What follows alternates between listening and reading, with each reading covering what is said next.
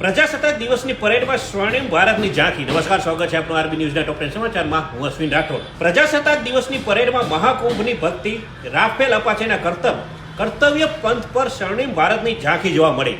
રાજકોટમાં ગેરકાયદેસર રહેતા 3 બાંગ્લાદેશીઓની ધરપકડ. પશ્ચિમ બંગાળના હાવડામાં રેલ અકસ્માત, 3 ડબ્બા પાટા પરથી ઉતરી ગયા, કોઈ જાનહાનિ નહીં. નાઇજીરિયામાં પેટ્રોલ ભરેલા ટેન્કરનો અકસ્માત થતા 18 લોકોના થયા મોત.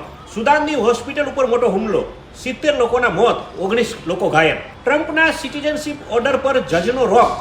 સિટીઝનશીપ ઓર્ડરને સંવિધાન વિરુદ્ધ જાહેર કરાયું. વિશ્વના સૌથી મોટા ક્રિકેટ સ્ટેડિયમ પછી અમદાવાદમાં બનશે મેગા લુલુ મોલ, મળી લીલી ઝંડી. ચીન અને અમેરિકાના વિદેશ મંત્રી વચ્ચે ગરમાગરમ ચર્ચા. ચીનના મંત્રીને કહેવું પડ્યું, તમે નિયમમાં રહો. બાંગ્લાદેશ સામે ડોનાલ્ડ ટ્રમ્પની મોટી કાર્યવાહી, તાત્કાલિક અસરથી તમામ પ્રકારની મદદ બંધ કરી. ભારત અરુણાચલ પ્રદેશમાં બ્રહ્મપુત્રા નદી ઉપર દેશનો સૌથી મોટો હાઇડ્રો પાવર ડેમ બનાવશે. તો આ તારના ટોપ 10 ન્યૂઝ, અને હું હતો આપની સાથે અશ્વિન રાઠોડ. જય હિન્દ, જય ભારત.